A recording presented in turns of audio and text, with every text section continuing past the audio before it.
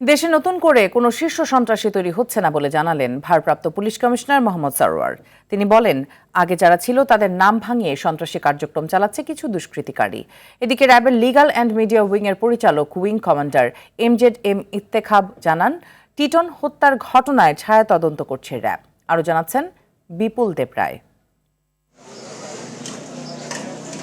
কাউরান বাজার রাজধানীর বুকে চাঁদাবাজি ও অপরাধের এক স্বর্গরাজ্য, যেখানে দিন থেকে রাত অবধি ব্যবসার আড়ালে চলে নানা অপরাধ।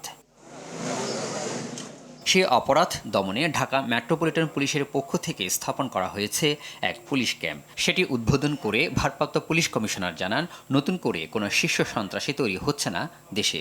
আমাদের তালিকা হালনাগাদ সবসময় হচ্ছে এবং শীর্ষ সন্ত্রাসী তেমন নেই। যারা আছে তারা আগের শীর্ষ সন্ত্রাসী সহযোগী বা ওই রকম শাস্তি যাচ্ছে। আমাদের মনিটরিং, অবজারভেশন এবং ব্যবস্থা সবই নেওয়া হইতেছে এবং হালনাগাদ করা হচ্ছে।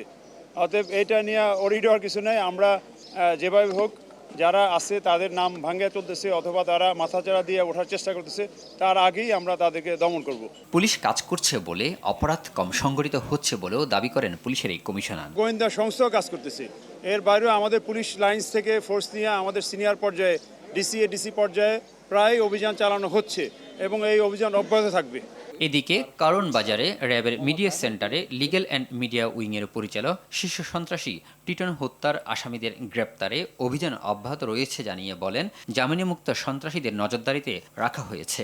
আইনের আওতায় যায়, আবার সেখান থেকে বের হয়ে আসে, সেগুলো কিন্তু আমাদের পর্যবেক্ষণে থাকে, আমাদের নজরদারিতে থাকে। এছাড়া রাজধানীর ডেমরায় আইনশৃঙ্খলা বাহিনীর পরিচয় দিয়ে ডাকাতির প্রস্তুতির সময় অস্ত্রসহ 2 জনকে গ্রেপ্তার করেছে র্যাব। অস্ত্র উদ্ধারের যে অভিযান, এটা র্যাব এই বিষয়টাতে সর্বোচ্চ প্রায়োরিটি দিয়ে থাকে। বিপুল দেবরায়, RTV, ঢাকা।